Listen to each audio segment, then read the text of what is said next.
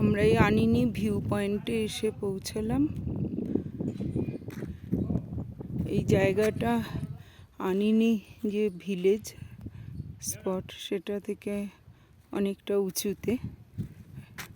এখানে এসে চারিদিকে দেখা যাচ্ছে পাহাড়, এবং পাহাড়ের অনেক জায়গাতেই মাথায় বরফ পড়ে আছে। এইটাতেও বরফ হয়ে গেছে। ওদিকেও অল্প অল্প দেখা যাচ্ছে। এই পাহাড়ের উপরে আমাদের ভারতীয় পতাকা একদম পতপত করে উঠছে, যেটা সম্ভবত চীন থেকেও দেখা যায়।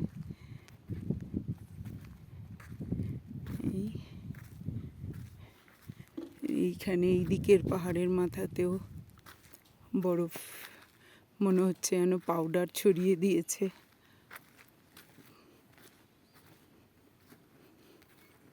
আর এখানে একটা হোমস্টে আছে, কারু হোমস্টে। আমরা অবশ্য নিচেই ছিলাম, হোটেল নিজালিতে। তো সেখান দিয়ে আমরা যাচ্ছি কারু হোমস্টে দিয়ে। ওইদিকে বরফের পাহাড়ের ভিউটা আরও সুন্দর অনেক। ওইদিকে পাহাড়ের মাথায় অনেক বেশি বরফ পড়ে আছে। আমি সেই দিকটায় যাচ্ছি।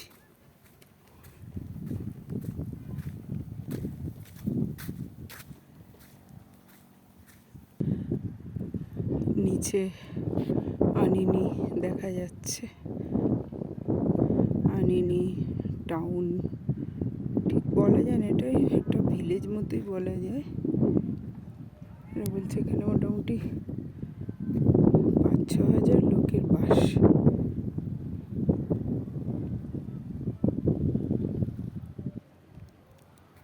এদিকে দূরে পাহাড়েও হিমালয় পাহাড় পাউডার মেখেছে, শ্বেত শুভ্র হিমালয়।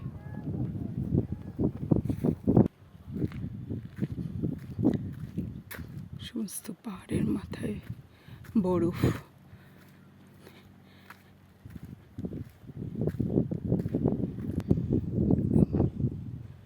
শ্বেত শুভ্র হিমালয়।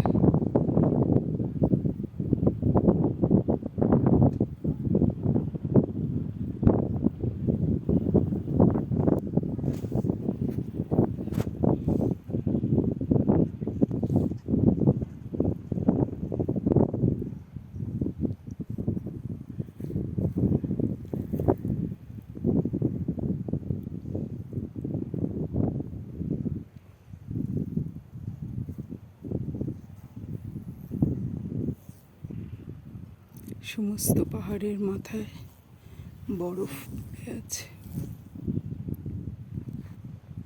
ওইখানে আলো ছায়ার খেলা চলছে।